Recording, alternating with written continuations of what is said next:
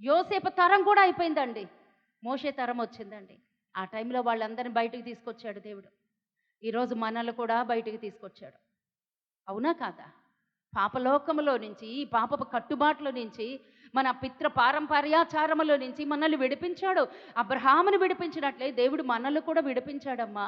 అందుకే నువ్వంత శ్రేష్టమైన దానివి అని ఈ రోజున ఎంత బలంగా దేవుడు మనతో మాట్లాడబోతున్నాడో తెలుసా?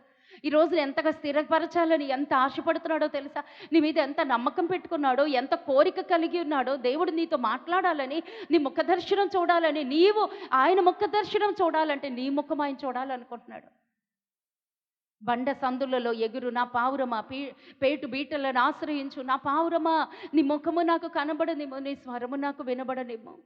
ఎంత ఆశతో ఉన్నాడండి, ఎంత కోరికతో ఉన్నాడండి యేసయ్య, ఎంత కోరికతో ఉన్నాడో. కాబట్టి మనం ఎలా ఉంటున్నాం ఒక్కసారి జ్ఞాపకం చేసుకుందాం. పాపం బిడ్డ వంట చేయడానికి వెళ్ళిపోతుంది, దాని ప్రాణమంతా ఇక్కడే ఉందండి. నాకే బాధగా ఉంటుంది. నిజమే, నశించిపోకూడదండి. నాన్న ఏసీలు ఆపేసి తలుపులు తీసేపోయిన అక్క వాక్యం వింటది. తర్వాత మళ్ళీ మనం వేసుకుందాం. హల్లెలూయా. ఈరోజు ఎంత బాగా దేవుడు సిద్ధపరచటానికి వస్తున్నాడో తెలుసా అండి? దేవుడు ఎంత కోరుకుంటున్నాడో తెలుసా? ఎంత ఆశిస్తున్నాడో తెలుసా? దేవుడు ఆశ ఎలా ఉందో తెలుసా? నీ నడకని సరిచేయాలనుకుంటున్నాడు. నీ యొక్క మన పద్ధతులండి, మన మాటలండి, మన క్రియలండి, మన జీవితాన్ని అండి మనం చక్కబెట్టుకోలేకపోతున్నాము. అనేక సార్లు మనం పడిపోతున్న దేవుడు చూస్తున్నాడు. అనేక పద్ధతుల్లో మనం పడిపోతాం, దేవుడు చూస్తున్నాడమ్మా. అనేకమైనటువంటి పద్ధతుల్లో మనం పడిపోతూ ఉంటున్నాం. దేవుడు అదే చూస్తున్నాడు. నువ్వు పడిపోవద్దు. మనం అనుకుంటాం, నేను పడిపోలేదు ప్రభా, నేను బాగున్నాను ప్రభా, నేను చాలా బాగున్నాను ప్రభా, నేను ప్రార్థిస్తున్నాను ప్రభా, అది ఇది అనుకుంటున్నాం. కానీ దేవుడు అన్నాడు, లేదమ్మా నువ్వు పడిపోతున్నావు, లేదమ్మా నీ సమస్యలు చూసి నువ్వు జారిపోతున్నావు. నా బంగారు తల్లి, నువ్వు ఉండిపోమ్మా, నువ్వు ఉండిపోతాను. వెళ్ళిపోయింది. దేవునికి స్తోత్రం. రెట్టింపు దీవెన బిడ్డ పొందుకోబోతోంది గ్రేసి తల్లి. దేవా గ్రేస్ అమ్మని దీవించిన ఆయన నీకు వందనాలు. హల్లెలూయా. చెప్తే చేసేది కాదండి అలాగా. ఆ బిడ్డ పసిబిడ్డ, నాకు తెలిసి పసిబిడ్డ మనస్సు అండి. మొన్నటి దినాన్ని వాక్యం చెప్తుంటే అనర్గళంగా ఏడుస్తూనే ఉందండి, ఏడుస్తూనే ఉంది గ్రేస్. దేవుడు అలాంటి వాళ్ళని ఇక్కడికి తీసుకొస్తున్నాడండి. నిజంగా దేవుడికి వందనాలు చెల్లిస్తున్నాను. హల్లెలూయా, హల్లెలూయా. దేవునికి స్తోత్రం. సరే, వాక్యంలోకి వెళ్ళిపోదు. ఒక్కసారి చదువుతా, నాకు వాక్యం వచ్చేస్తుంది. సహోదరులారా, మనల్ని పిలుస్తున్నాడమ్మ ఈ రోజున. ఈ సంగతి మీకు తెలియకుండా నాకు ఇష్టం లేదు. నీకు తెలియకుండా నేనేది చెప్పండి చెయ్యనమ్మా. నిన్ను నశింప చేయను, నీకు చెప్పే చేస్తాను అంటే నశించిపోతున్నావని కాదు. ఏ సమస్య వచ్చినా, ఎక్కడ పడిపోతున్న దేవుడు అంటున్నాడో అక్కడ పడిపోయినటువంటి స్థితిలో నుంచి పైకి లేపు, తలుపులు తీయని చెప్పాను. నన్ను డిస్టర్బ్ చేయొద్దు. సహోదరులారా, ఈ సంగతి మీకు తెలియకుండా నాకు ఇష్టము లేదు. అదేదనగా మన పితరులందరూ మేఘము కింద నుండిరి, వారందరూ సముద్రములో నడిచిపోయిరి. అందరూ మోషేని బట్టి మేఘములోను సముద్రములోను బాప్తీసము పొందిరి.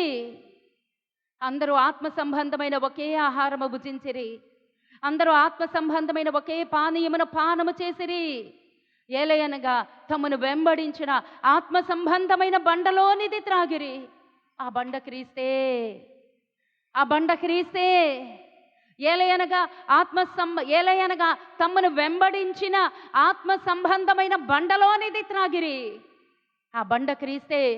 అయితే వారిలో ఎక్కువ మంది దేవునికి ఇష్టలుగా ఉండలేకపోయిరి గనుక, అది అండర్లైన్ అండి, ఎక్కువ మంది దేవునికి ఇష్టలుగా ఉండలేకపోయిరి గనుక. మనం ఎలా ఉంటున్నాం? మనం ఆయనకి ఇష్టలుగా ఉన్నామా, ఇష్టలుగా లేకపోతున్నామా? ఇదండి ఆన్సర్. ఈ రోజున మన హృదయంలో నాటబడవలసింది ఇదే. మనం ఆయనకి ఇష్టలుగా ఉన్నామా లేదా క్వశ్చన్. ఈ రోజున మనం ఉన్నామనే అనుకుంటున్నాం. దేవుడికి స్తోత్రం, ఉన్నాం. ఒకవేళ ఎక్కడన్నా తప్పిపోతున్నావేమో జాగ్రత్తగా సరి చేసుకో అంటున్నాడు దేవుడు. హల్లెలూయా. కారణం, ఇశ్రాయేలీలు ఎందుకు తప్పిపోయారో, వాళ్ళు ఎందుకు ఇష్టలుగా ఉండలేకపోయారు. 5వ వచనం. అయితే వారిలో ఎక్కువ మంది, తక్కువ మంది కాదండి, ఎక్కువ మంది దేవునికి ఇష్టలుగా ఉండలేకపోయిరి గనుక అరణ్యములో సంహరించబడిరి. వాళ్ళు ఇష్టలుగా లేరండి, అందుకే అరణ్యములో సర్పముల ద్వారా చంపబడ్డారు, తెగుళ్ళ ద్వారా చంపబడ్డారు, సంహరించబడ్డారు. కారణం ఏంటి? వాళ్ళు కూడా ప్రతిష్ఠిత జనాంగమే కదా, యూదులే కదా, పిలువబడిన వారే కదా, ఏర్పాటు చేయబడిన వారే కదా, ఆ బానిసత్వం నుంచి బయటకు వచ్చిన వారే కదా. ఫరో చేతిలో నుంచి ఐగుప్తు దేనికి సాదృశ్యం అమ్మా? ఐగుప్తు దేనికి సాదృశ్యం అంటే ఈ యొక్క లోకమమ్మ, పాపానికి సాదృశ్యం ఐగుప్తు, లోకానికి సాదృశ్యం ఐగుప్తు. ఆ ఐగుప్తులో నుంచి బయటకు వచ్చారండి వీళ్ళు. పిలవబడి ఉన్నారండి, ప్రత్యేకంగా ఉన్నారు, ప్రత్యేకంగా గోషెను ప్రాంతంలో ఉన్నారు. ఆ యొక్క వాళ్ళకు వచ్చిన ఏ తెగుళ్ళు వీళ్ళ దాకా రాలేదు, వాళ్ళకు వచ్చినటువంటి ఏ తెగుళ్ళు కూడా ఇక్కడ దాకా రాలేదు. కానీ దేవుడు మనల్ని దర్శించాడు, దేవుడు మనల్ని సంధిస్తున్నాడు. దేవుడికి స్తోత్ర. వాళ్ళని ఎలా ప్రత్యేకంగా ఉంచాడో, వాళ్ళని ఎలా బయటకు తీసుకొచ్చాడో, లోకములో నుంచి, పాపములో నుంచి, దుర్నీతిలో నుంచి, ఐగుప్తు బానిసత్వం నుంచి, ఫరో చేతి నుంచి ఎలా విడిపించినప్పుడు ఆయన హృదయంలో ఆశ ఏంటండి? ఆయన హృదయంలో వాంఛ ఏంటండి? ఆయన హృదయంలో తీర్మానం ఏంటమ్మా? ఆయన హృదయంలో తీర్మానం ఏంటంటే వీళ్ళని నడిపించాలి వాగ్దాన భూమి. ఆయన గోల్ ఏంటో తెలుసండి, ఆయన లోపల ఉన్నటువంటి ఆశ ఏంటో తెలుసండి, వాగ్దాన భూమి. ఆ వాగ్దాన భూమిలోనికి నడిపించడానికే ఇశ్రాయేలీలందరినీ, లక్షలాది మంది ప్రజలు విడిపించాడు. కానీ వెళ్ళారా? వెళ్ళలేదు. ఎందుకని? వాళ్ళల్లో చాలామంది దేవునికి ఇష్టంగా లేరంట. ఈరోజు మనం ఎలా ఉంటున్నాం? దేవుడికి ఇష్టంగా ఉన్నామా? ఐగుప్తు దేశంలో నుంచి ఇశ్రాయేలీలందరూ బయటకు వచ్చేసారండి, పిలువబడ్డారు. ఇప్పుడు ఫరో అధికారం లేదు, ఐగుప్తు దేశము వాళ్ళ బానిసత్వం లేదు. ఈ రోజున మనల్ని కూడా విడిపించాడు. అనేక బంధకాల నుంచి ఈరోజు మనం బయటకు వచ్చేసామండి. ఒకప్పుడు ఎన్ని బంధకాలో, ఎన్ని ఆటంకాలో, అటువంటి ఆటంకాలన్నిటి నుంచి, అటువంటి బంధకాలన్నిటి నుంచి ఈ రోజున నిన్ను నన్ను విడిపించాడు. ఎందుకు విడిపించాడు? దేవుడిని కలుసుకోవటానికి. అసలు మోషేని ఎందుకు పంపించాడు? ఆ సీనాయి పర్వతం దగ్గరికి తీసుకురా, నేను వాళ్ళని కలుసుకోవాలనుకుంటున్నాను, వాళ్ళతో మాట్లాడాలనుకుంటున్నాను, వాళ్ళని నేను సమకూరుస్తాను, వారికి ఆజ్ఞలు కట్టడలు నేను నేర్పిస్తాను అంటే వాళ్ళు నేర్చుకోలేకపోయారండి. ఈ రోజున మనము కూడా ఆయన ఆజ్ఞలు కట్టడలు అనుసరించి నడుచుకోలేదు అనుకోండి, మనమేమంత పెద్ద గొప్పవాళ్ళమేం కాదండి. ఆ యొక్క ఇశ్రాయేలీయుల కన్నా, యూదుల కన్నా మనమేమి పెద్ద గొప్పవాళ్ళమేం కాదు. అవునా? వాళ్ళు నశించిపోయినప్పుడు మనం నశించిపోతే ఎలాగా? వాళ్ళకి మనకి తేడా ఏంటి? అందుకే మన క్రమం ఎలా ఉందో, మనం దేవునికి ఇష్టముగా ఉన్నామో లేదా? అక్కడ వాక్యము 1 కొరింథీయులకు రాసినటువంటి పత్రిక 5వ అధ్యాయం 10వ అధ్యాయము 6వ వచనముల వాక్యము చక్కగా వ్రాయబడి ఉందండి. 1 కొరింథీయులకు రాసిన పత్రిక 10వ అధ్యాయం 5వ వచనం, అయితే వారిలో ఎక్కువ మంది దేవునికి ఇష్టలుగా ఉండలేకపోయిరి గనుక అరణ్యములో సంహరించబడిరి.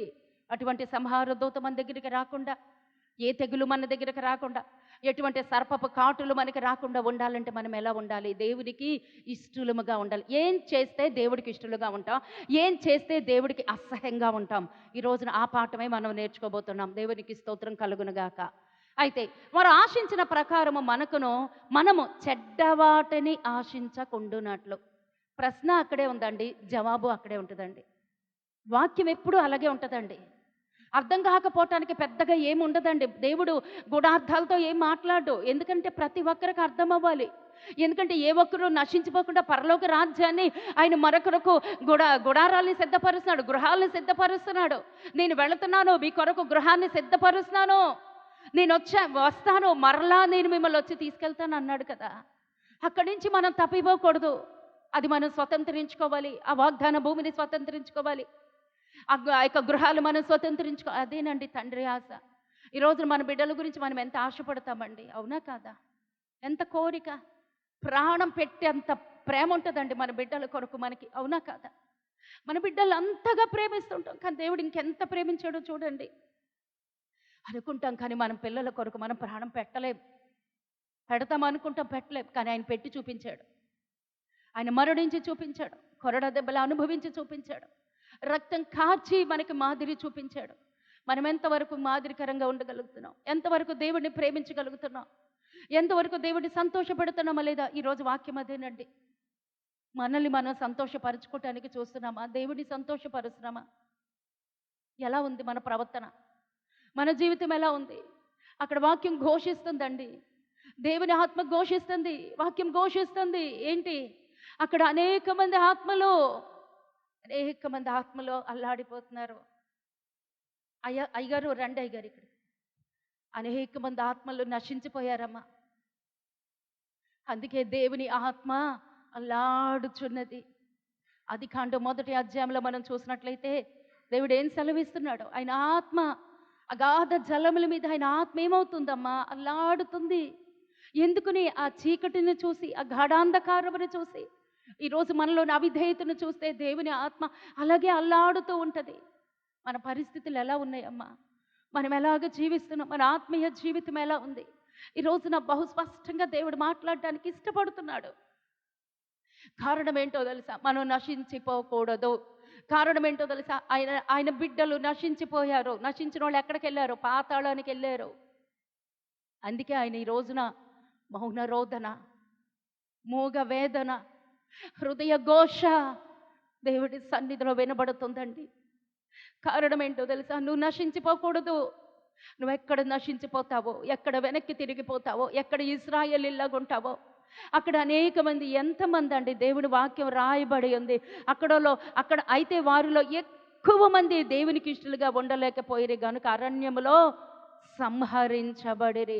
కానీ వాళ్ళందరూ మేఘము కింద నడిచిన వారే, ఆ బండలో నుంచి వచ్చిన ఆ నీళ్లు తాగినటువంటి వారే, అద్భుతాలు చూసిన వారే, ఆశ్చర్యాలు చూసిన వాళ్ళే. అన్నీ చూశారు, అన్నీ తెలుసు వాళ్ళకి. కానీ చివరిలో తప్పిపోయారండి. తప్పిపోవటానికి కారణం ఇప్పుడు చూడబోతున్నాం. వారు ఆశించిన ప్రకారము మనము చెడ్డ వాటిని ఆశించకుండానట్లు ఈ సంగతులు మనకు దృష్టాంతం, అంటే మాదిరికరంగా. ఇవాళ ఒకటి మాదిరి నీ దగ్గరికి తీసుకొచ్చేశాడు దేవుడు. ఒక దృష్టాంతరాన్ని నీ దగ్గరికి తీసుకొచ్చేశాడు దేవుడు. ఒక మాదిరికరమైనటువంటి జీవితాన్ని, ఒక పాఠాన్ని నీ దగ్గరికి కళ్ళకి కట్టేలాగా దేవుడు నీ దగ్గరికి తీసుకొచ్చేశాడు. ఎందుకో తెలుసా? ఆ ఇశ్రాయేలీయులు చేసిన తప్పు నువ్వు చెయ్యొద్దమ్మా. వాళ్ళకన్నా నువ్వు గొప్పదానివి కాదు, నేను గొప్పదాన్ని కాదు. అది మాత్రం గుర్తుపెట్టేసుకుందాం. ఎక్కడ తప్పిపోతావో, ఎక్కడ నశించిపోతావో అని ఈ రోజున ఆయన హృదయ ఘోష జ్ఞాపకం చేసుకుందాం. దేవుడు సెలవిస్తున్నాడు, వారు ఆశించిన ప్రకారము మనము చెడ్డవాడు. వాళ్ళు ఏం ఆశించారు చెప్పండి? వాళ్ళు ఏం ఆశించారు? చెడ్డవాటిని ఆశించారండి. ఏ చెడ్డవాటిని ఏమి ఆశిస్తే వాళ్ళు నశించిపోయారో, ఎందుకు వాళ్ళు దేవునికి ఇష్టంగా లేరు, ఎందుకు నాశనమైపోయారో, ఎందుకు సంహరించబడ్డారో, ఎందుకు తెగుళ్ళు వచ్చినాయి వాళ్ళ మీదకి అని దేవుడు ఇక్కడ స్పష్టంగా రాసి ఉంచాడు. ఒక దృష్టాంతరాన్ని, ఒక మాదిరికరమైన జీవితాన్ని. వాళ్ళు అలా చేశారమ్మా, వాళ్ళు అందుకే నశించిపోయారు. నువ్వు అలా చెయ్యొద్దు, నువ్వు అలా బ్రతకద్దు. నువ్వు అలా బ్రతకకుండా ఉంటే నేను నీకు ఏదైతే వాగ్దానం చేశానో ఆ వాగ్దాన భూమిలోనికి నిన్ను నేను ప్రవేశపెడతాను తల్లి అని ఈ రోజున దేవుడు ఎంతగానో బ్రతిమిలాడుతున్నాడండి. అందుకు దేవునికి నిజంగా కోట్లాది వందనాలు చెల్లిస్తున్నాను. హల్లెలూయా, హల్లెలూయా. ప్రతి ఒక్కరి గురించి దేవుడు ఈ రోజున బాధపడుతున్నాడు. మనం అనుకుంటున్నాం వచ్చేసాం, మేము ఐగుప్తు చెరలో నుంచి వచ్చేసాం, మేము బానిసత్వం నుంచి బయటకు వచ్చేసాం, క్రీస్తు అనే బండలోని వచ్చిన ఆ నీళ్ళే మేము తాగాము, ఆ బండలో నుంచి సమృద్ధిగా ప్రవహించినటువంటి ఆ నీరే మేము తాగాము, దేవుడిచ్చిన మన్నానే మేము తిన్నాము. తినలేదా ఇశ్రాయేలీయులు? తిన్నారు. మరి ఎందుకు చనిపోయారమ్మా? దేవుడు ఆహారాన్ని ఇచ్చాడు. ఈ రోజులాగా వాళ్ళకు వండుకునేటువంటి పరిస్థితి ఏం లేదు. దేవుడు అన్నీ సిద్ధపరిచాడు కదా. సిద్ధపరిచినప్పుడు ఎందుకు తప్పిపోయావు? ఎందుకు ఇష్టలుగా ఉండలేకపోతున్నారు? ఈ రోజు నీకు కావలసినవి అన్ని దేవుడు సమకూరుస్తూనే ఉన్నాడు. ఎందుకు తప్పిపోయారు? ఎందుకు దుఃఖపెట్టారు? ఎందుకు బాధ పెట్టారు? ఏదో జరిగిందండి. ఈ రోజున ఆయన వేదనగా ఉన్నాడు. ఏదో జరుగుతుంది, ఆయన మనోవేదన. ఎక్కడో నువ్వు తప్పిపోతున్నావు, అదే వేదన. వారు ఆశించిన ప్రకారం నువ్వు ఆశించద్దు. అదే దేవుడు చెప్తున్నాడు 6వ వచనం. వారు ఆశించిన ప్రకారము మనము చెడ్డ వాటిని ఆశించకుండానట్లు ఈ సంగతులు మనకి దృష్టాంతములుగా. ఎందుకు ఇంకా చెడు? ఏం చూస్తున్నాం మనం? ఏం చూస్తున్నాం? చెడు ఎందుకుంటుంది మన గుండెల్లో? చెడు ఎందుకుంటుంది? ఎందుకు చెడ్డ చూపులు? ఎందుకు చెడ్డ ఆలోచనలు? అన్నీ అయిపోయినాయి. అవ్వకపోయినా చంపుకోవాలి, చావాలి. ఈ శరీరపు కోరికలు, ఈ శరీరపు ఆశలు ఇప్పుడు చస్తేనే ఆ రోజున అగ్ని గుండములో కాలకుండా ఉంటాం. ఈ రోజున అవి చావట్లేదు అంటే ఆ రోజున పాతాళం నాలుకలు తెరుచుకుని చూస్తుంది. పాతాళం నాలుకలు తెరుస్తుందండి. జాగ్రత్త. ఎక్కడా తప్పిపోవటానికి ఒప్పుకోవద్దు. దేవుడి సన్నిధిది, దేవుడి ప్రసన్నత పాతాళం నోరు తెరిచింది.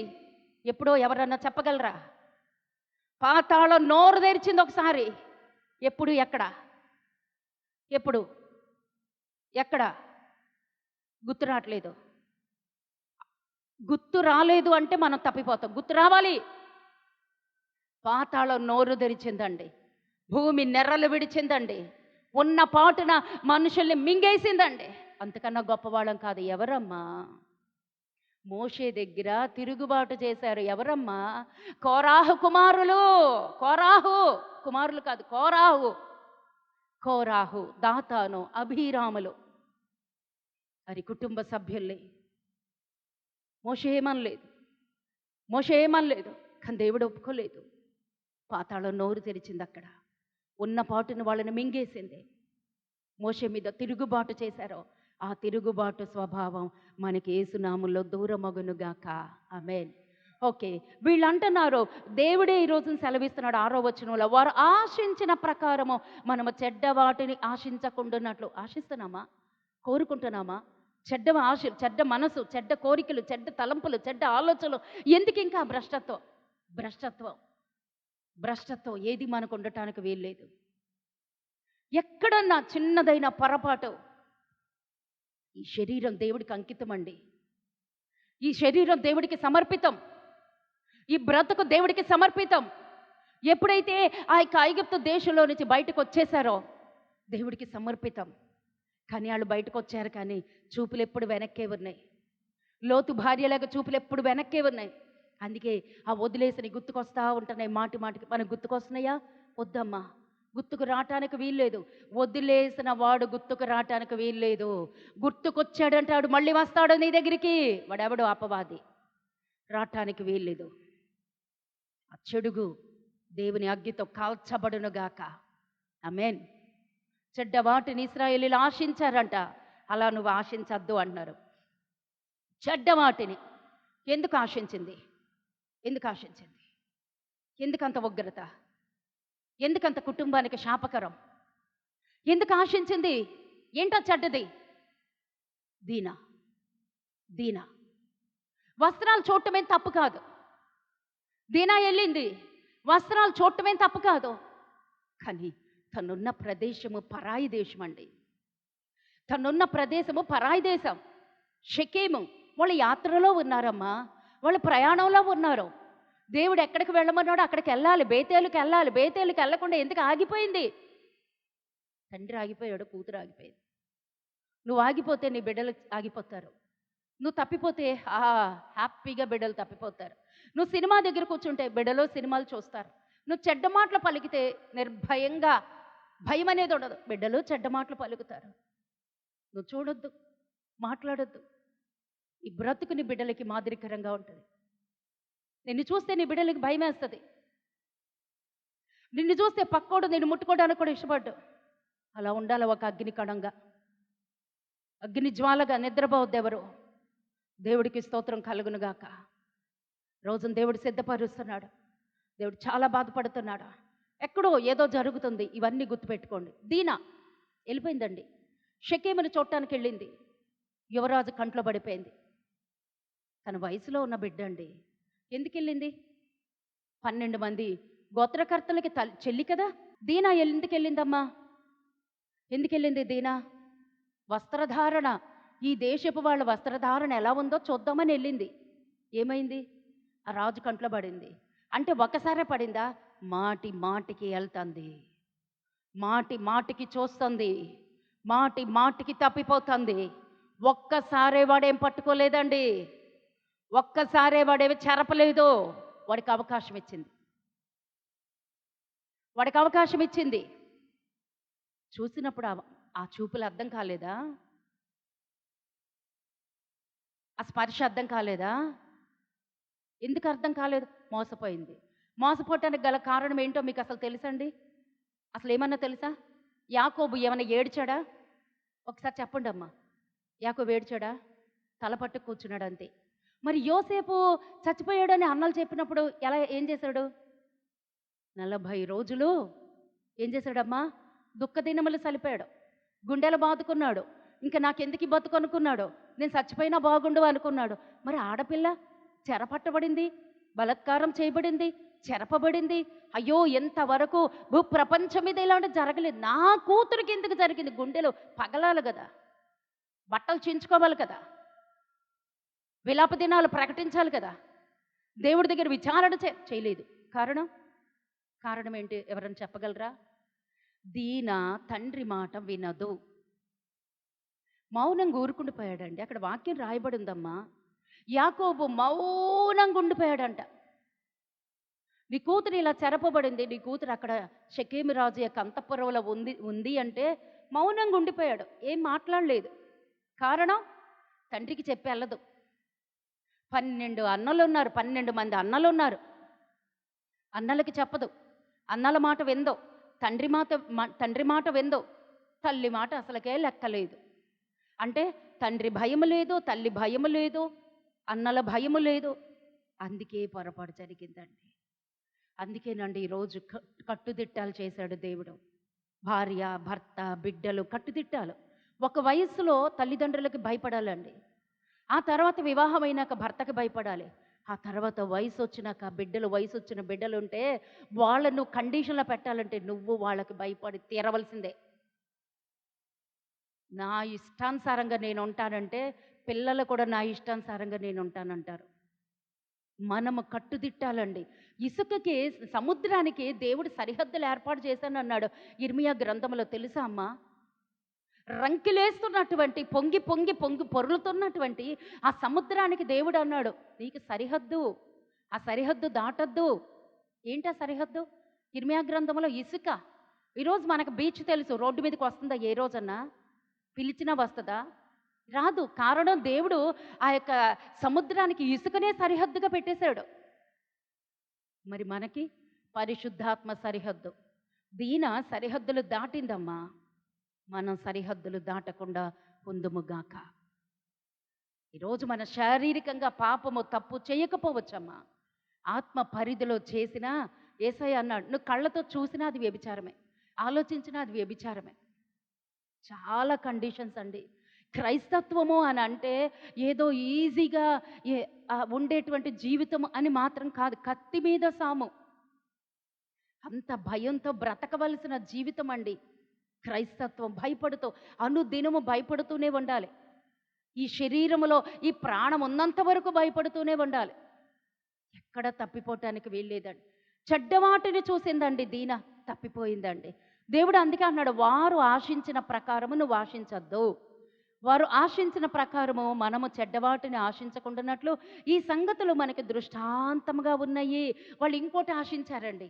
2 చూసాము. ఏంటి? ఒకటి దీనా గురించి చూసాము, రెండోది ఏం చూసా? మీకు గుర్తులేదు, నేను ఇంక చెప్పలేను. ఓకే, 7వ వచనం, జనులు తినుటకును త్రాగుటకును కూర్చుండి ఆడుటకును లేచిరి. హల్లెలూయా. ఇప్పుడు గుర్తుకొచ్చిందా? రెండోది ఏంటో అంటే మొదటిది అమ్మా దేనాయ్య కదా చెప్పాను, అంతకుముందు ఏం చెప్పాను? వాక్యం మర్చిపోతే మోసపోతామమ్మా. అంతకుముందు ఏంటి? కోరాహు కుటుంబ సభ్యులు, కోరాహు, దాతాను, అబీరాము. అంటే తిరుగుబాటు స్వభావం ఉన్నా తప్పిపోతావు, సంహరించబడతావు. సంహార దూత వస్తాడు, వాగ్దాన భూమిలోంచి తప్పిపోతావు. నెంబర్ 1. రెండోది ఏంటి? చెడ్డవాటిని ఆశించద్దు. నీ కళ్ళను, ఆలోచనను, మనసును నీ స్వాధీనములో ఉంచుకో. పట్టణమును పట్టుకునేవాడు కంటే మనసును స్వాధీనపరుచుకునేవాడు ఉపధన్యుడండి. అతనేనాడు నిజమైన రాజు. ఎందుకంటే మన మనసు మన మాట వినదు. అందుకే మన మనసుని దేవుడికి అప్పగించుకోవాలండి. దేవునికి స్తోత్రం, మహిమ కలుగును గాక. హల్లెలూయా, హల్లెలూయా. రెండోది గుర్తుంది కదమ్మా, చెడ్డవాటిని గురించి. ఓకే, అయితే ఇక్కడ మనం చూద్దాం. జనులు తినుటకును త్రాగుటకును కూర్చుండి ఆడుటకును లేచిరి. చూసారండి, వాళ్ళ తిండి వాళ్ళను మోసం చేసింది. దేవుడు అందుకే అన్నాడు, పాళెము చుట్టూ తమ మన్నాను కురిపించి. వాళ్ళు నిద్రే లెగలేదండి. వండుకునే పని లేదు, వార్చుకునే పని లేదు, తోముకునే పని అసలుకే లేదు. అబ్బా, మనం ఇప్పుడు నాకైతేనండి పులిపీఠం దగ్గర చెప్తున్నాం, ప్రభువా నేను వచ్చేస్తాను, నేను ఎప్పుడు అదే అడుగుతాను, నేను వెళ్ళిపోతాను, నన్ను తీసుకెళ్ళిపో. నేను అదొక్కటే అడుగుతానండి. నాకు కావలసింది నా దేవుడు, నాకు కావాల్సింది నా దేవుని సహవాసం. అన్ని దేవుడి కొరకు విడిచిపెట్టేసుకున్నానండి. నా దేవుడు నాకు కావాలి, అదే నా ఆశ, అదే నా కోరిక. హల్లెలూయా. ఇశ్రాయేలీయులు లేవక ముందే దేవుడి ప్రేమ చూడండి, తండ్రి ప్రేమ చూడండి. దానిలో తండ్రి ప్రేమ కనిపించట్లేదా? ఇశ్రాయేలీయులు నిద్ర లేవక ముందే తెల్లవారుజామునే ఆ పాళెము చుట్టూతా మంచు పడేదంటండి వర్షంలాగా. ఆ పాళెము చుట్టూతా మంచు పడి దాని మీద మన్నాని కురిపించేవాడు దేవుడు ఆకాశము నుంచి. దాని మీద ఎక్కడన్నా దుమ్ము ధూళి పడతదేమో, నా పిల్లలు తినేటువంటి ఆహారమో అపవిత్రం అవుతుందేమో, ఎక్కడన్నా అపవిత్రం అయిపోతుందేమో అని దాని మీద మళ్ళీ మంచు కురిపించేవాడు అంటండి. ఎంత గొప్ప దేవుడండి మన దేవుడు! ఎంత జాగ్రత్త తీసుకుంటున్నాడమ్మా నీ కోసము. అందుకే నీ కుడి పక్కన నీ దేవదూతలు, కుడి పక్కన దేవదూతలు ఉన్నారు. నీ కాలికి ఒక రాయి అయినా తగలదంటున్నాడు. అంటే నీ కుడి పక్కన, నీ ఎడం ప్రక్కన, నీ ముందు, నీ వెనకల మొత్తము దేవుడే దేవుడే దేవుడే ఆవరించి ఉంటున్నాడు. కుడి పక్కన ఆవరించేశాడు, ఎడం పక్కన ఆవరించాడు. ముందు వెనుక కూడా ఆయన సైన్యాన్ని మోహరించి ఉంచాడమ్మా. నీకంత కాపుదల తీసుకుంటున్నాడు దేవుడు. మరి ఎందుకు తప్పిపోవాలి మనం? ఎందుకు దేవుడికి దూరంగా వెళ్ళిపోవాలి? ఎందుకు మన ఆశలు, మన స్వాధీనం, మన మనసులు ఎందుకు దేవుడి స్వాధీనంలో ఉంటున్నాయా లేవా? ఒక్కసారి రోజున చెక్ చేసుకుందాం. వాళ్ళు లేవకముందే ఆహారం కురిపించాడు. వాళ్ళు నిద్రలో లేచి ఓమేరుని చేత్తో పట్టుకుని వెళ్ళి కొలిచి ఆహారం తెచ్చుకోవటమే, అంతే వాళ్ళు చేసేది. తెచ్చి ఇంట్లో పెట్టుకొని తినటమే, అంతేనండి. నన్ను అడిగితే ఇశ్రాయేలీయులకి తిండి ఎక్కువయ్యి కొవ్వు ఎక్కువైందండి. అంతే, తిండి ఎక్కువయ్యి కొవ్వు ఎక్కువైంది. దేవుడు ఏం చెప్పాడు? నువ్వేం కష్టపడద్దు, వణకద్దు, నీకోసం నేను సిద్ధపరిచాడు. నిద్ర లేవటం, ఓమేరుతో ఆహారం తెచ్చుకోవటం, ఇంట్లో పెట్టుకోవటం, తింటమే. ఇంకేం పని ఉందండి? ఇంకేం పని ఉందో చెప్పండి? ఆ బట్టలు చెరగలేదంట, ఆ చెప్పులు అరిగిపోలేదంట. వాళ్ళు ఇంకేం చెయ్యాలమ్మా? దేవుడు ఏం కోరుకున్నాడమ్మా? ఎందుకు ఆ పనులన్నీ తప్పించాడో? ఎందుకు పంట దున్నకుండా, ఎందుకు పంట విత్తనము నాటకుండా, ఎందుకు వాళ్ళని పోషించుకుంటూ వచ్చాడు? ఆది కాండంలో ఆదాముకి ఏం చెప్పాడు? కార్చ్, ఈ చెమట కార్చ్, భూమిని దున్ను, అదే నీకు శాపం. విత్తనమేయి. మరి ఇక్కడ ఏమైపోయింది ఆ శాపం? ఇక్కడ ఎందుకు కొట్టివేయబడింది? నా బిడ్డల్ని నేను నడిపించాలి, నా బిడ్డల్ని నేను పోషించాలి, నా బిడ్డల్ని స్థిరపడేంత వరకు నేను కాపాడుకోవాలి. ఎంత ప్రేమ అండి దేవుడికి! ఎంత ఆలోచన అండి మన పట్ల! ఎంత భద్రత అండి! ఎంత సంరక్షణ అండి! ఎంత కాపుదలండి! ఎంత కృపండి మన మీద దేవుడికి! కానీ మనం ఎంతలా ఉంటున్నాం? నిర్లక్ష్యంగా ఉంటున్నామా? కోల్పోతున్నామా? ఎలా ఉంటుంది? దేవుడు 5వ వచనంలో రాస్తున్నాడు, ఎక్కువ మంది దేవునికి ఇష్టలుగా ఉండలేకపోయారు. ఎందుకు ఇష్టలుగా ఉండలేకపోయారు అంటే, తినేశారో తాగేస్తున్నారు. ఇంక అక్కడి నుంచి ద్రాక్షాలు ఉన్నాయి, తాగుతున్నారు, ఆడుతున్నారు, నాట్యం ఆడుతున్నారు. తర్వాత ఇంకా చదివేస్తాను చూడండి. అని వ్రాయబడినట్లు వారిలో కొందరి వలె మీరు విగ్రహారాధకులై ఉండకుడి, మరియు వారి వలె మనము వ్యభిచరించకయుందుము. వారిలో కొందరు వ్యభిచరించినందున ఒక్క దినముననే 23,000 మంది కూలిపోయారు. ఎందుకమ్మా 23,000 మంది ఒక్క రోజునే నాశనం అయిపోవటానికి, కూలిపోవటానికి కారణం ఏంటమ్మా? వ్యభిచారం. వ్యభిచారపు కోరికలుంటే చావక తప్పదు. ఈరోజు దేవుడు ఇస్తున్నటువంటి కండిషన్. వ్యభిచారపు కోరిక. ఎందుకు ఆ కోరికలు కలుగుతున్నాయి?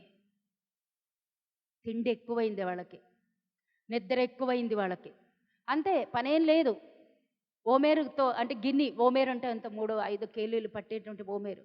ఆ ఓమేరుతో వెళ్ళడం, కొలుచుకోవటం, వచ్చేయటం, తినటం అయిపోయింది. వాళ్ళకేం కష్టం లేదు. కష్టపడితేనే దాని విలువ తెలిసొస్తుందండి. హల్లెలూయా.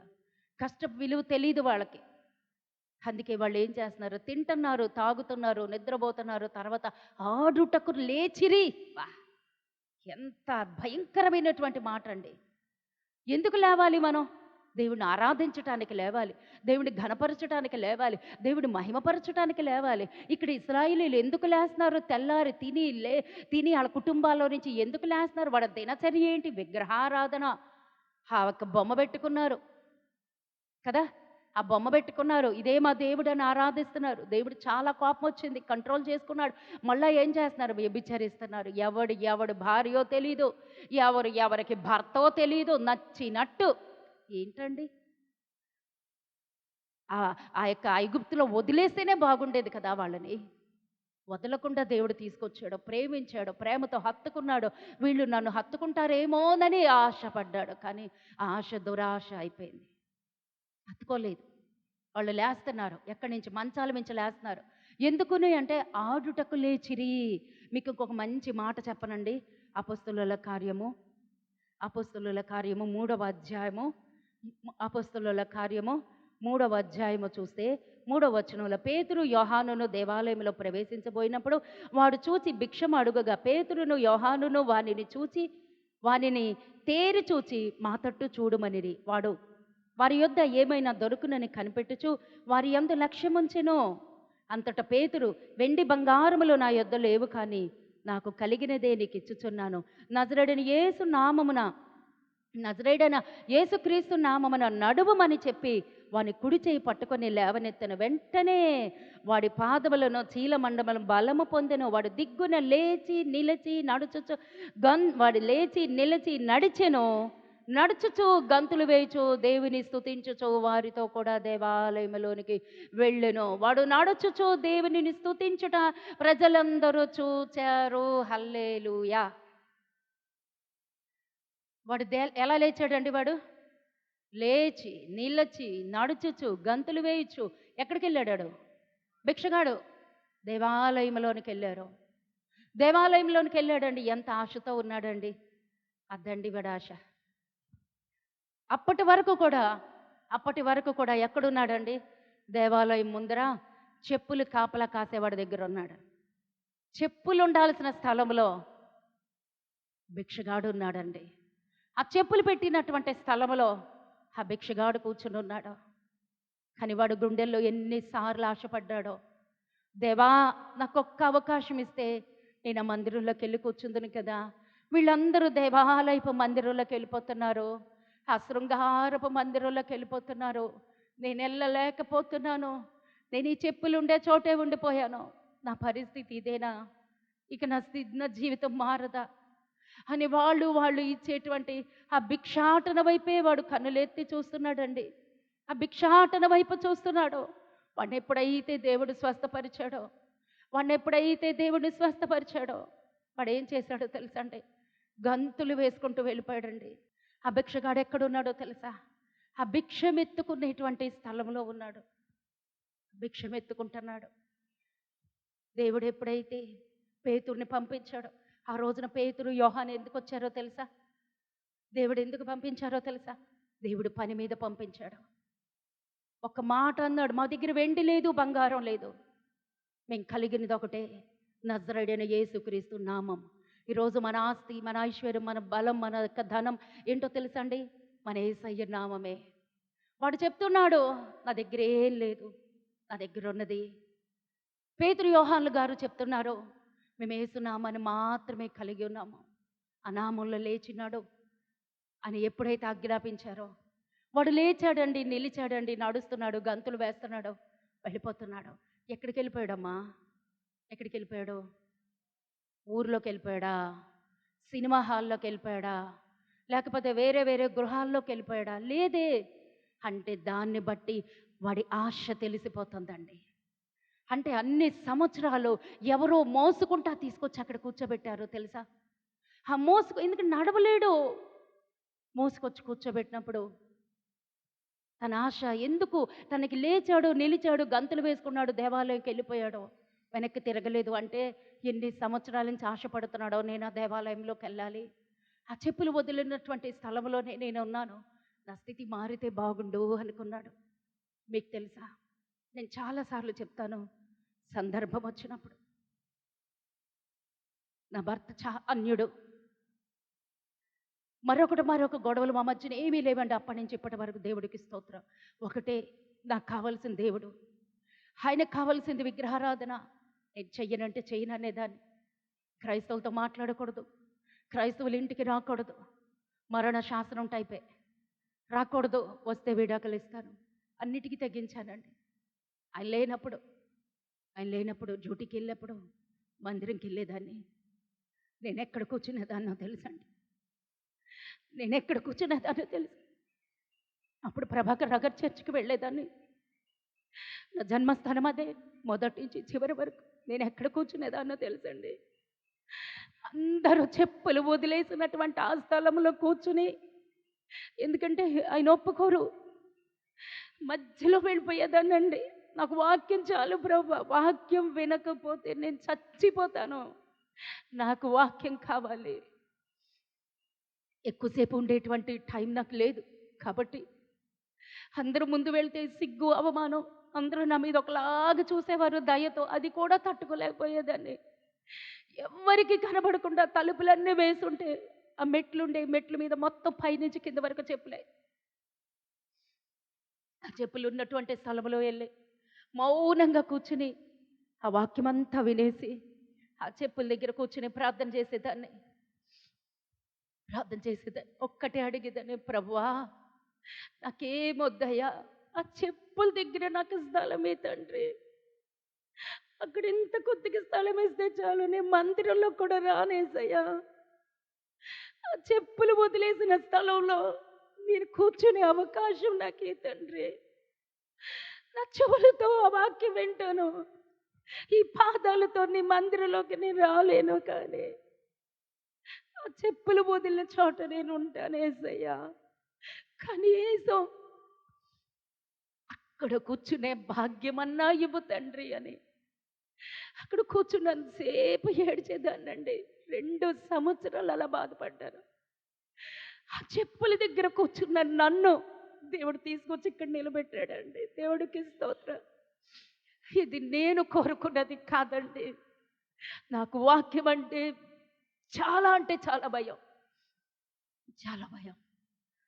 ఈ భూలోకంలో నేను భయపడేది ఏంటో తెలుసా అండి? వాక్యానికి. నేను ఎక్కువగా భయపడేది ఏంటో తెలుసా? వాక్యం. నా ఇష్టం వచ్చినట్టు మాట్లాడేది కాదు, నాకు నచ్చింది చెప్పేది కాదు. వాక్యం అంటే దేవుడు ఏం మాట్లాడుతున్నాడో గ్రహించాలి, దేవుడు ఏం బోధిస్తున్నాడో నేను వినాలి, అది తీసుకొచ్చి ఒక ఉత్తరవాదిగా నేను ఇక్కడ అందించాలి. అంతవరకేనండి, అంతవరకే నా బాధ్యత. ఎక్కడా నేను తప్పిపోకూడదు, అది నా భయం. అక్కడ కూర్చున్న దాన్ని తీసుకొచ్చి నన్ను ఇక్కడ నిలబెట్టాడండి. దేవుడికి స్తోత్రం. అందుకే ఆ భిక్షగాడండి, ఆ భిక్షగాడు, భిక్ష వెత్తుకున్నవాడు, ఆ భిక్షగాడి స్థితి మారిపోయిందండి. ఆ భిక్షగాడి స్థితి మారిపోయింది. వాడి స్థితి ఎప్పుడైతే మారిందో ఎవరు గుర్తుపట్టలేకపోతున్నారు. వీడు నిజంగా భిక్షగాడేనా, లేకపోతే వాడు అన్నా, లేకపోతే వాడు తమ్ముడా?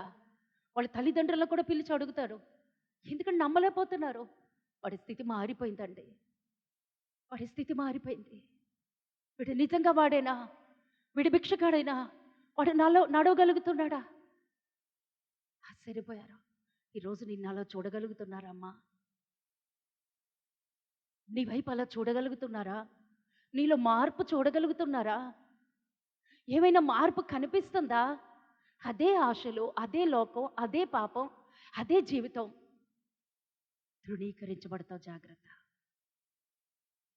ఎన్ని వేల మంది చనిపోయారు ఇక్కడ, మనం చదివాం కదా, ఎన్ని వేల మంది అమ్మా? అయ్యగారు మాత్రమే చెప్తున్నా నాకు. 23,000 మంది కూలిరి. నువ్వెక్కడ కూలిపోతావో, నువ్వెక్కడ నశించిపోతావో, నువ్వెక్కడ దేవుడికి ఇష్టురాలుగా, ప్రియురాలుగా. వా, పరమగీతాల్లో వాక్యం ఉంటుందండి, నా సఖి, నా ప్రాణేశ్వరి, నా ప్రాణ ప్రియురాలా, అవి నీకు కాదని ఎందుకు అనుకున్నావు? నాదే. నేనైతే అలాగే అన్వయించుకుంటాను. నా ప్రియుడు నా దేవుడు, నా ప్రాణేశ్వరుడు నా దేవుడు, నా ప్రాణేశ్వరుడు మన దేవుడు అండి. ప్రాణంతో ప్రేమించాలి. పై మాటలతో మాత్రమే కాదు. ఈ భిక్షగాడి స్థితి మారింది. వాడు లేచి నిలిచి నడుస్తున్నాడు. దేవుడికి స్తోత్రం. ఇక్కడ వీళ్ళందరూ లేచారు. కొరింథీ పత్రిక 1వ అధ్యాయము 7వ వచనంలో చూసాం కదా.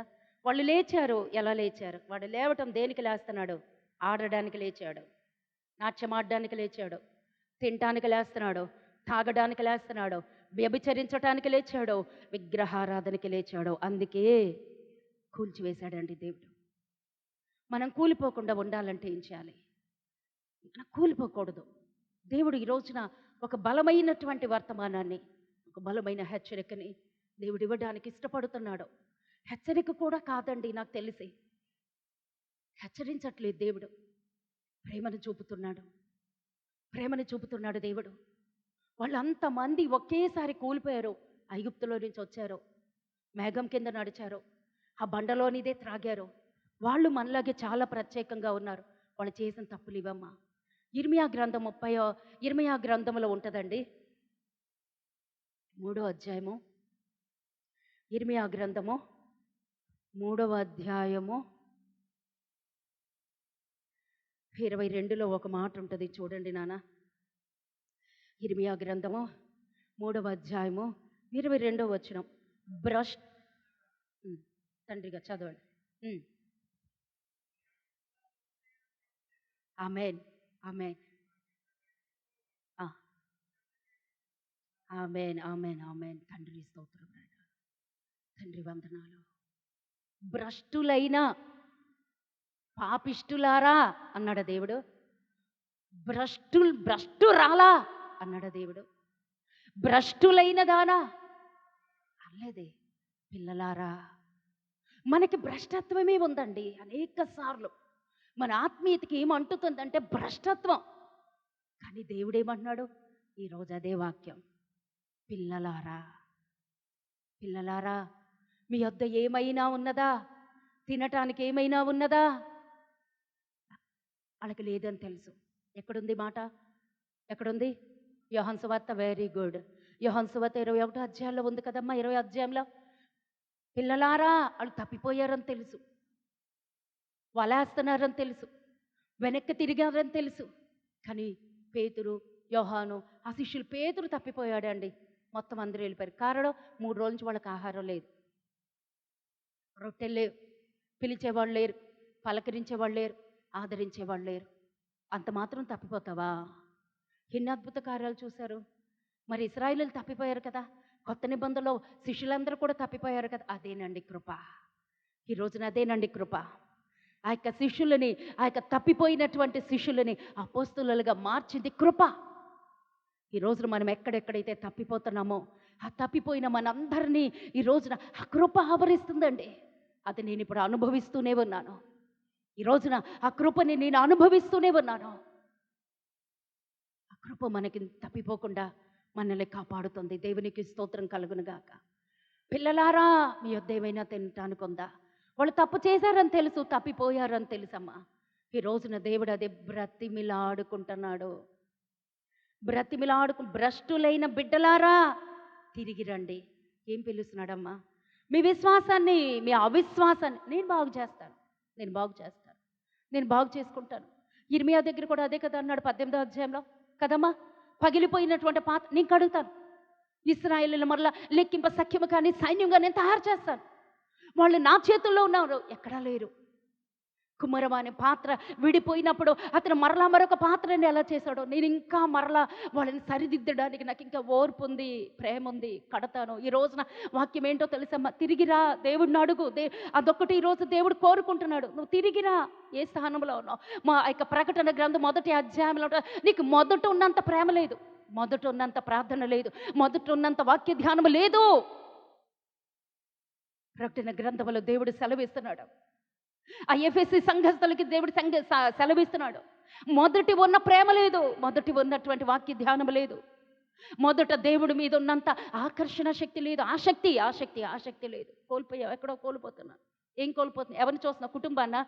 పేతురు చూశాడు. ఏం చూశాడు? నీళ్ళని చూశాడు. నీళ్ళు అంటే ఏంటి? లోకంలో ఉన్న సమస్త దరిద్రం వైపు చూడొద్దు. లోకంలో ఉన్నది ఏది ఆశించద్దండి. వాళ్ళు ఆశించి, చెడ్డవాటిని ఆశించి సంహరించబడ్డారు అని 10వ అధ్యాయంలో నిందకు మనం చదివాం. 1 కొరింథీయులకు రాసిన అధ్యాయం 10 కదా, 11 వచనాలు దేవుడు మనకి వారిని ముందుగా ఉంచాడు, మాదిరికరంగా ఉంది. వాళ్ళు ఏం చేశారో నువ్వు అది చెయ్యొద్దమ్మా. వాళ్ళు ఏం చేశారో అది చేయొద్దు. ప్రకటన గ్రంథంలో దేవుడు సెలవిస్తున్నాడు. మొదట ఉన్నంత ప్రేమ లేదు ఇప్పుడు, మొదట ఉన్నంత పరుగు లేదు ఇప్పుడు. కారణం, ప్రభా నా వయసు అయిపోయింది, ప్రభా నాకు ఇలా అయిపోయింది, ప్రభా మా ఆయన నాకు సహకరించట్లేదు, నా భర్త నాకు సహకరించట్లేదు, నా బిడ్డలు నాకు సహకరించట్లేదు. ఎందుకు? దేవుడు ఉన్నాడుగా నీకు. దేవుడు ఉన్నాడు కదా నీకు సహకరించి. నేను అనేకసార్లు వాక్యంలో సాక్ష్యం చెప్తూనే ఉంటాను. నేను 11వ ఏట దేవుని దర్శనం చూశాను. ఇదే వైజాగ్ వచ్చాను, మా పిన్నింటికి వచ్చాను. నేను 7వ క్లాస్ అప్పుడు. పరీక్షలు రాసి ఉన్నాను. పరీక్ష ఫెయిల్ అయిపోతానని భయం అండి. నేను పెద్దగా చదవను. ఫెయిల్ అయిపోతానని భయం. పక్కింటి ఆంటీ నాకు ఏసై కోసం చెప్పింది. మే నెలలో ఎర్రటి ఎండలో పైన కూర్చుని ప్రార్థన చేస్తాం, ప్రభువా నేను ఫెయిల్ అయిపోతే చుట్టాలింటికి వచ్చాను, వాళ్ళు నవ్వుతారు. అది నా ప్రార్థన. అర్ధరాత్రి లేదు, పగలు ఎర్రటి ఎండలో మా పిన్ని జాబ్ చేస్తుంది, వెళ్ళిపోయేదని. మే నెలలో 2, 3 వరకు పైన కూర్చుని ప్రార్థన. నేను పాస్ అవ్వాలి, అదొకటే. దేవుడు నవ్వుకుని ఉండుంటాడు నన్ను చూసి. ఆ రాత్రికాల సమయంలో దేవుడు నన్ను దర్శించాడు. ఆ రాత్రికాల సమయంలో దేవుడు నాకు పెద్ద వెలుగు చూపించాడు. ఆ వెలుగులో నుంచి కిరణాలు రావటం అదేనండి నా జీవితాన్ని మార్చేసింది. తిరగలేదండి మళ్ళీ వెనక్కి. మీకు తెలుసా, వైజాగ్ నుంచి ఇంటికి వెళ్ళాను విజయవాడకి. మా నాన్న చాలా విగ్రహారాధి, అంటే అస్సలు ఇష్టం ఉండదు. నేను ఎవరిని అడగలేదండి, నేను ఎవరిని అడగను కూడాను. మొదటి నుంచి అదే విత్తనం, అడగలేదు, అడగను కూడాను. చిన్న ఎర్ర బైబిల్ ఇచ్చారు ఆంటీ గారు ఇక్కడ వైజాగ్లో. ఆ ఎర్ర బైబిల్ పట్టుకున్నాను. తెల్లారి ట్రైన్ దిగాను. 8 ఎంతో అయిందని నాకు గుర్తులేదు. ఆ రోజు ఆదివారం ఆ బైబిల్ పుచ్చుకున్నాను. మా అమ్మకి అన్నాను, అమ్మ నేను చర్చికి వెళ్తానమ్మా అని. మా అమ్మ షాక్ అయింది. అమ్మో మీ నాన్న ఒప్పుకోరమ్మా అని. నాన్న అడుగాను. నాన్నగారు నేను చర్చికి వెళ్తున్నానండి అంతే. వెళ్ళనా అని అడగలేదు. వెళ్తున్నానండి. ఏం మాట్లాడలే నాన్నగారు. వెళ్ళిపోయాను. ఎలా వెళ్ళిపోయాను తెలుసండి, మా ఇల్లు చాలా దూరం అండి. అప్పుడు నాకు 12 ఏళ్ల వయసు. చాలా దూరం. ఎలా వెళ్ళాను తెలుసండి, మా ఇంటి నుంచి చర్చి వరకు పరిగెత్తుకుంటూ వెళ్ళేదాన్నండి. ఇంటి నుంచి చర్చికి పరిగెత్తుకుంటూ వెళ్ళేదాన్ని. నా చెప్పులు తెగిపోయినాయి. మేము చాలా పేదవాళ్ళమండి. నా చెప్పులు తెగిపోతే చెప్పులు నిండా పినీసులే. మా అమ్మని 2 రూపాయలు కూడా నేను అడగను. అమ్మ దగ్గర పేద ఉండవు. చెప్పులన్నీ పినీసులు పెట్టుకుని వెళ్తూ పరిగెత్తుతుంటే పినీసులు ఓపెన్ అయిపోయాయి. నా అరికాళ్ళకు గుచ్చుకొని రక్తం పులిపీఠం దగ్గర నేను అబద్ధం చెప్పనండి. అదండి నా విశ్వాసాన్ని కట్టింది. ఆశ అండి నన్ను కట్టింది. పినీసులు తెగిపోయి లోపలికి దూరిపోతుంటే చెప్పులు చేత్తో పట్టుకొని పరిగెత్తేదాన్నండి. ఆ పరుగేనండి 30 ఏళ్ళైనా ఇప్పటికీ నేను ఆగలేదండి. ఆ పరుగే. ఎన్ని అవాంతరాలు, ఎన్ని ఆటంకాలు, ఎన్ని ఆటంకాలండి. విగ్రహారాధకుడైన భర్త ఎక్కడ నాగానా, ఎవరు నన్ను ఆపలేకపోయారండి. దేవుడి కొరకు ఏదో చేయాలి, ఏదో చేయాలి. ఆశ, ఆశ. ఈ రోజుకి నేను అదే చెప్తున్నాను. అప్పుడు నా వయసు ఎంత, ఇప్పుడు నా వయసు ఎంత అండి. అయిపోయింది నా వయసులో, నా ఆయుష్లో సగం అయిపోయిందండి. నేనున్న ఆ మిగతా శేషం నా దేవుడికి నేను సమర్పించుకోవాలి. ఆ సమర్పణే దేవుడికి అప్పగించుకుంటున్నాను. ఆ సమర్పణతో నేను దేవుడి దగ్గరికి వెళ్ళిపోతున్నాను. దేవుడి కొరకు నేను ఏదైనా చేయాలి. నా కొరకు రక్తం కార్చాడు దేవుడు. నా కొరకు నడి రోడ్డు మీద ఏడవబడ్డాడు కదా. నేను ఏదన్నా చేయాలి నా దేవుడి కొరకు. ఈ రోజున వాక్యం ఏంటి? లే, నువ్వు దేనికోసం లేస్తున్నావు? ప్రయాస, ప్రయాస, ప్రయాస. దేని కొరకు ప్రయాస? సంపాదన, మరొకట సంపాదించుకో, తప్ప నన్ను పోషించబడాలి కదా. కానీ అంతకన్నా ఎక్కువగా దేవుడిని ప్రేమించు. దేవుడి కొరకు ఆ భిక్షగాడు భిక్షాటన వదిలేశాడండి. ఎరికో గుడ్డువాడు దేవుడు స్వస్థపరిచినాక ఆ యొక్క పాత్ర వదిలేశాడు, ఆ కర్ర వదిలేశాడు. వాడు వదిలేసిన కర్ర మనకెందుకండి? వాడు వదిలేసిన పాత్ర మనకెందుకండి? మనల్ని ఎందుకండి భిక్షగత్తులుగా, భిక్షగాళ్ళుగా దేవుడు మనల్ని ఉంచలేదండి. రాజకుమార్తెలుగా దేవుడు మనల్ని చూస్తున్నాడు. నువ్వు అడుగు, నువ్వు శాసించమ్మా నీకు ఇచ్చేస్తారు. మోషే అన్నాడు, మోషే ఎందుకు నా దగ్గర సాగిలపడి మరలా మరలా అడుగుతావు? ఎందుకు నన్ను విసిగిస్తావు? నీకు అధికారం ఇచ్చాను కదా, సాగిపో. ఆటంకాల సాగిపో. నువ్వు ఎప్పుడైతే ఆగకుండా సాగిపోతావో అవి నిన్ను చూసి పారిపోవాలమ్మా. నువ్వు వాటిని చూసి పారిపోవద్దు, నిన్ను చూసి అవి పారిపోవాలి. ముగించేస్తున్నాను. ముగింపులోకి వెళ్ళిపోయి ప్రకటన గ్రంథంలో దేవుని వాక్యం సెలవిస్తుంది. ఏంటో తెలుసమ్మా, మొదట నీకున్న ఆశ లేదు. నీ మీద ఒక నేరము, ఒక తప్పు నేను మోపవలసి ఈరోజు మోపితే మన బ్రతుకులు ఏమైపోతాయి? మన జీవితం ఏమైపోతుంది? మోపవలసి ఉన్నది. ఎందుకు మోపుతున్నాడు? మొదట ఉన్నట్టు నువ్వు లేవు. నీ వయసులో ఉన్నట్లుగా నువ్వు లేవు. ఏదో ఎక్కడో చిక్కుబడిపోయి ఉన్నావు. దేనితోనో బంధించబడిపోయి ఉంటున్నావు. ఆ బంధకాలు తెంపేసుకో. ఈ రోజున తెగిపోనుగా కేసునామలా ఆ బంధకాల నుంచి తెంపుకుని రా అంటున్నాడు. ఈరోజు వాక్య సందేశం మొత్తం ఏంటో తెలుసండి? నా తండ్రి నాకు బోధించినటువంటి వాక్య సందేశం ఏంటో తెలుసండి? కొరింథీయులకు రాసినటువంటి పత్రిక. నా తండ్రి ఘోష, హృదయ ఘోష నేను వినగలుగుతున్నాను. ఏంటో తెలుసా? వాళ్ళు తప్పిపోయినట్లుగా నువ్వు తప్పిపోవద్దు. వాళ్ళు ఎందుకు తప్పిపోయారు?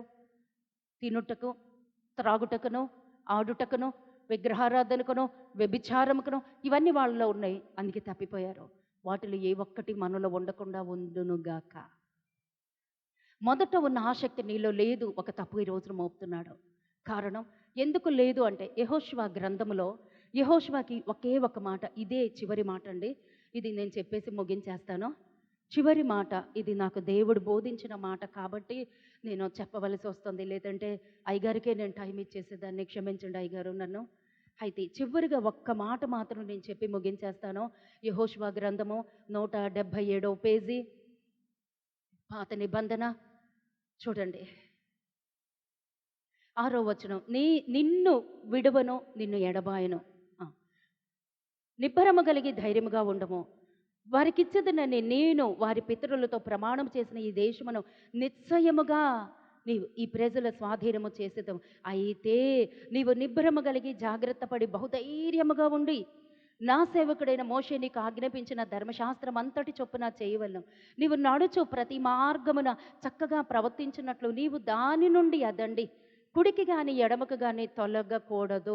కుడికి కానీ ఎడమకు కానీ తొలగకుండా ఉండాలంటే దేవుడు ఒక మాట చెప్తున్నాడు చూడండి. ఈ ధర్మశాస్త్ర గ్రంథమందు నీవు బోధింపక తప్పిపోకూడదు. దానిలో వ్రాయబడిన వాటన్నింటి ప్రకారము చేయుటకు నీవు జాగ్రత్త పడము. అంతేకాదు, బోధించటం అందరికీ ఇష్టమే, మరొకలా అంటలేదు. తర్వాత ఇంకా నాయకుడిగా ఉన్నాడు, అది కూడా ఇష్టమే. కానీ అవన్నీ జరగాలంటే ఒక్కటే, ఈ రోజున దేవుడు మనతో మాట మాట్లాడేది ఒక్కటే. నువ్వు తప్పిపోకుండా ఉండాలంటే ఒక్కటే. వాళ్ళు 20 లక్షల మంది 20,000 మంది చనిపోయినట్లుగా కూలిపోయినట్లుగా నువ్వు కూలిపోకుండా ఉండాలంటే ఒకటే మార్గం. ఆ మార్గం ఏంటో తెలుసా? దివారాత్రము దానిని ధ్యానించిన ఎడల నీ మార్గమును వర్ధిల్లజేసి చక్కగా ప్రవర్తించేదవు. నేను నీకు ఆజ్ఞాపించి ఉన్నాను కదా, నిబ్బరము కలిగి ధైర్యముగా ఉండము, దిగులు పడకము, జడియకము. నీవు నడుచు మార్గమంతట్లో నీ దేవుడైన యెహోవా నీకు తోడై ఉండునుగాక. దండి ప్రార్థించటంలో తప్పిపోడు. ఇంకా చాలా వాక్యం ఉంది, కానీ నేను అంత చెప్పలేను. ఇంకా చాలా వాక్యం ఉంది. వాక్య ధ్యానం తప్పిపోవద్దు. ప్రార్థన తప్పిపోవద్దు. ఎలీషా గారి దగ్గర కొంతమంది శిష్యరికం ఉందానండి. కొంతమంది శిష్యరికం చేస్తున్నారు. వాళ్ళు ఏం చేస్తున్నారు? వాళ్ళకి స్థలం సరిపోవట్లేదు. వాళ్ళని అడుగుతున్నారు, అయ్యా ఏలినవాడా, మనకి స్థలం సరిపోవట్లేదు, మేము యోర్దాను నదికి వెళ్ళి రానులు నరుక్కుని వస్తాం, ఇక్కడ గృహాలను ఏర్పాటు చేస్తామంటే ఎలీషా గారు వెళ్ళండి అన్నారు. వెళ్ళాడండి. ఒక వ్యక్తి ఏం చేశాడు? అరువు తెచ్చుకున్నటువంటి గొడ్డలు తెచ్చుకున్నాడు, నరుకుతున్నాడు, ఊడిపోయింది. గొడ్డలి పిడి ఊడిపోయిందండి. కర్ర చేతిలో ఉంది. కర్ర దేనికన్నా పనికొస్తుందా? కర్ర దేనికన్నా పనికొస్తుంది? పనికి రాదు. ఆ గొడ్డలు ఊడిపోయింది. నరకగలడా? గొడ్డలుంటేనే నరకగలడు. మ్రానులు శక్తిని కోల్పోయాడండి. ఆ గొడ్డలి దేనికి సాదృశ్యం? ప్రార్థన. పదును పెట్టాలండి మన నోటికి. పదును కలిగి ఉండాలి మన నోరు. ఎందుకని? ఎదుటోళ్ళని తిట్టడానికి, శపించడం కాదు. ప్రార్థన అనుభవం కలిగి ఉండాలి. నువ్వెక్కడ పోగొట్టుకున్నావు? నువ్వెక్కడ దిగజారిపోయావు? ఎలీషా గారు అడుగుతున్నారు ఆ సేవకుడిని, నువ్వు దేని చేత ఆకర్షించబడ్డావు? అందుకే గొడ్డలు పోయింది. ఎక్కడో దిగజారిపోతున్నావు ఆత్మీయ జీవితంలో. అందుకే పిడి ఊడిపోయింది. అందుకే పదును పోయింది. అందుకే గొడ్డలు ఊడిపడిపోయింది. ఈరోజు మన చేతిలో గొడ్డలు ఉన్నాయా? ఉండాలి. రెండంచెల వాడి అయినటువంటి ఖడ్గమండి. పదును కలిగి ఉండాలి. దేవుడికి స్తోత్రం. మీరు రక్షణ పొందిన కొత్తలో నాకొకటి చూపించాడండి దేవుడు. నాకొకటి చూపించాడు. ఒక సైన్యానికి వెళ్తున్న వారు కత్తులు ఉంటాయి కదండి. మా పాస్టర్ గారికి కూడా తెలుసా సాక్ష్యం. అక్కడ చెప్పాను, పెద్ద కత్తి, యుద్ధానికి వెళ్తున్నటువంటి కత్తి. ఆ కత్తి దేవుడు నాకు ఇచ్చాడు. మా పాస్టర్ గారు అప్పుడు చాలా సంతోషించారు. కానీ అది మొద్దుగా ఉందండి. మొద్దుగా ఉంది. అది నేను చెప్పాను మా పాస్టర్ గారికి. పాస్టర్ గారు ఇలాగ మొద్దుగా, పదును పెట్టమ్మా, పదును పెట్టు. ఆ పదును దేనికి సాదృశ్యం? ప్రార్థన అనే పదును ఆయుధం ఇచ్చాడు దేవుడు నీకు, వాడు. ఈరోజు మన పదును ఎలా ఉంది? ప్రార్థన. పాడినంత మాత్రాన అయిపోద్దండి. గొంతులు చించుకొని పాడేస్తాం. ప్రార్థన వల్లనే పయనం కదా. గొంతులు చించుకొని పాడినంత మాత్రాన అయిపోదు. కొన్ని గంటలు దేవుడితో గడుపుదాం. మనకి ఎన్ని గంటలు ఇచ్చాడు దేవుడు? రోజుకి 24 గంటలు ఇచ్చాడు. దేవుడి పాదాల దగ్గర ఎన్ని గంటలు మోకరిస్తున్నాం, మోకరించట్ల. మోకాళ్ళు మానేసాం, ప్రార్థన మానేసాం, వాక్య ధ్యానం మానేసాం. అందుకే కూలిపోతావు, జాగ్రత్త. నీ ఆత్మీయ గోపురం కూలిపోతుంది, జాగ్రత్త. నీ ప్రార్థన గోపురం కూలిపోతుంది, జాగ్రత్త. దేవుడు అదే హెచ్చరించడానికి వచ్చాడు. ఇర్మియా గ్రంథంలో ఆ యొక్క 33వ వచనంలో, భ్రష్టులైన బిడ్డలారా, వాళ్ళు భ్రష్టులే కానీ అంటున్నారు, నా బిడ్డలు కదా, నేను వాళ్ళని సరి చేస్తా. ఈ రోజున సరి చేయటానికి వచ్చిన తండ్రిని మనం చూస్తున్నాం.